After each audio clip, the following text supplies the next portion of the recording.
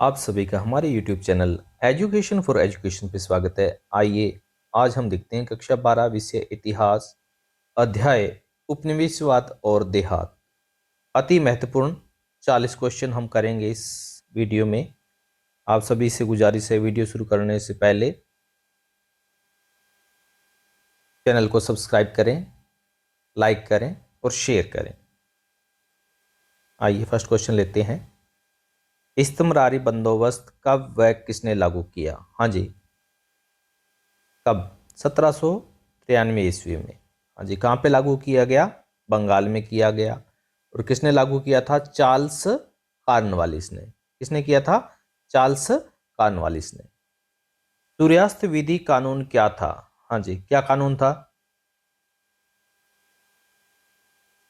सूर्यास्त विधि के अनुसार यदि निश्चित तारीख को सूर्य अस्त होने तक भुगतान नहीं किया जाता था तो जमींदारी को नीलाम किया जा सकता था। मतलब जमींदार जो था उसे निश्चित तारीख को जो कर था वो जमा करवाना पड़ता था, लगान। यदि वो नहीं करवा पाता था तो उसकी जो जमींदारी थी उसको नीलाम कर दिया जाता था। अमला किसे कहा जाता था? हाँ जी, इंपॉर्टेंट क्वेश्चन है ये। अमला किसे कहा जाता था? राजस्व इकट्ठा करने के समय जमींदार का जो अधिकारी गांव में आता था उसे अमला कहा जाता था। हाँ जी, राजस्व इकट्ठा करने वाला अधिकारी था, उसे क्या कहा जाता था? अमला कहा जाता था। क्या कहा जाता था? अमला।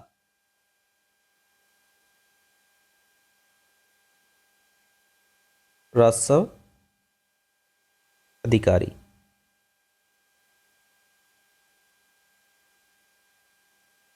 बंगाल के धनी किसानों के वर्ग को क्या कहा जाता था?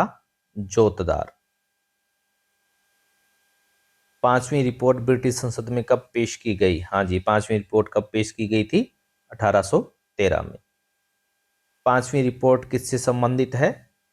हाँ जी, किससे संबंधित है? इंपॉर्टेंट क्वेश्चन है ये। भारत में ईस्ट इंडिया कंपनी के प्रशासन तथा क्रियाकलापों से संबंधित है ये रिपोर्ट। ब्रिटेन के व्यापारिक समूह ईस्ट इंडिया कंपनी का विरोध क्यों करते थे? हाँ जी, क्या कारण था? भारत तथा चीन के साथ व्यापार पर ईस्ट इंडिया कंपनी का एकाधिकार था, उस कारण से उसका वो लोग विरोध करते थे। वो भी इंडिया और चीन के साथ व्यापार करना चाहते थे और मुनाफा कमाना चाहते थे। पहाड़िया लोगों का प्रतीक क्या था? हाँ जी, क्या प्रतीक था? कुदाल। संथाल लोगों का प्रतीक क्या था? हल। फ्रांसिस बुकानन कौन था? Important question. कौन था? फ्रांसिस बुकानन चिकित्सक था जिसने बंगाल चिकित्सा सेवा और भारत के गवर्नर जनरल लॉर्ड वेलेस्ली के शल्य चिकित्सक के रूप में कार्य किया था। भारत में सर्वप्रथम औपनिवेशिक शासन की शुरुआत कहां से हुई? इंपॉर्टेंट क्वेश्चन है ये भी। कहां से हुई? बंगाल से। पहाड़िया लोग किस प्रकार की खेती करते थे? झूमिंग खेती करते थे। कौन सी? झूमिंग।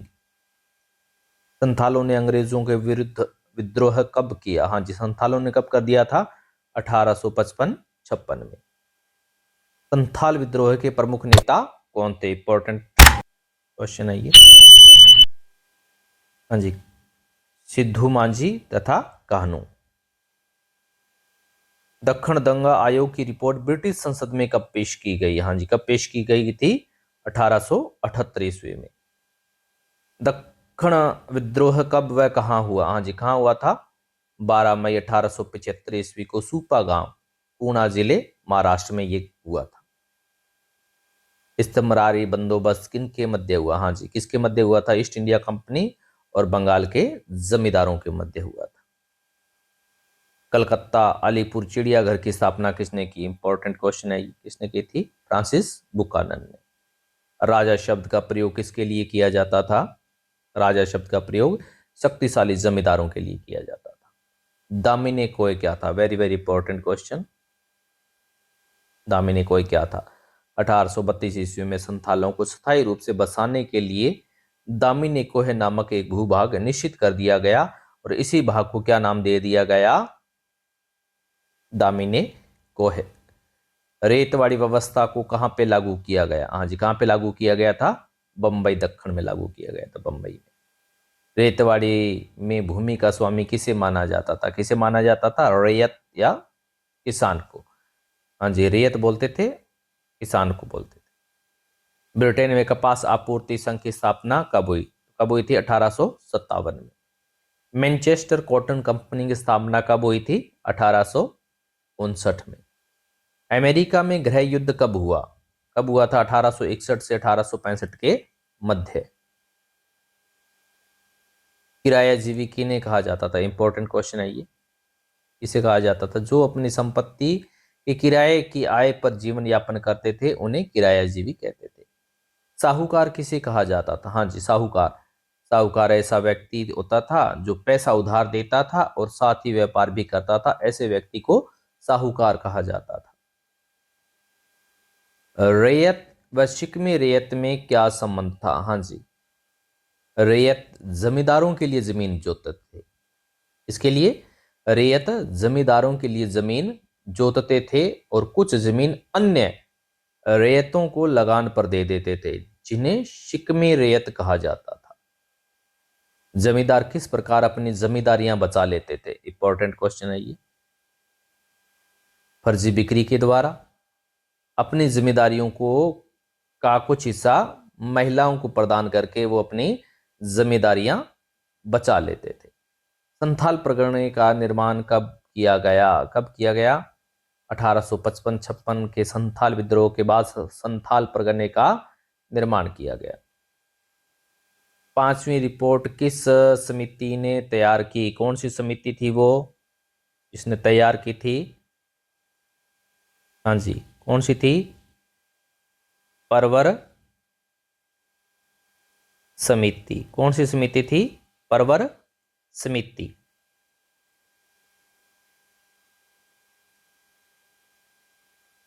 बंबई में कौन सी राजस्व व्यवस्था लागू की गई? हाँ जी, कौन सी लागू की गई थी?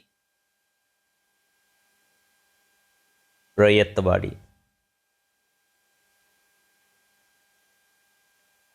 डिक्कू किसे कहा जाता था? हाँ जी, किसे कहा जाता था? साहूकार को क्या कहा जाता था? डिक्कू कहा जाता था। जब बर्दवान की भू संपदा को नीलाम किया तब वहां का राजा कौन था? जब बर्दवान की भू संपदा को नीलाम किया गया तब वहां का राजा कौन था?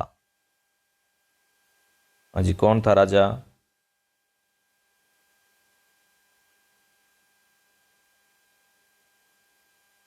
तेज चंद। पहाड़िया लोग कौन थे? हाँ जी, कौन थे पहाड़िया लोग?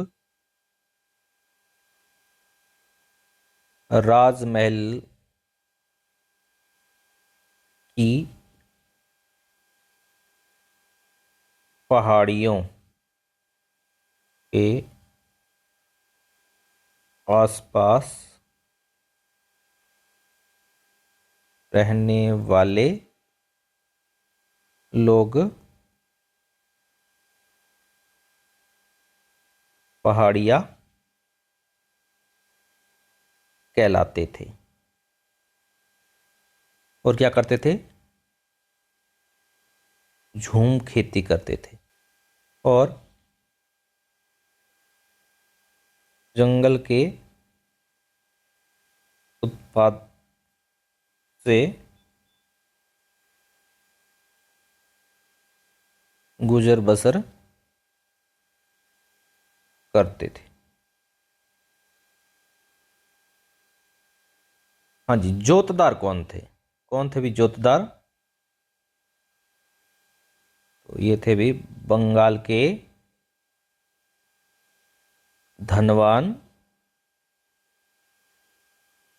किसान। और उनको कई जगह क्या कहते थे? गांटीदार भी कहते थे। कई जगह इनको हवलदार भी कहा जाता था।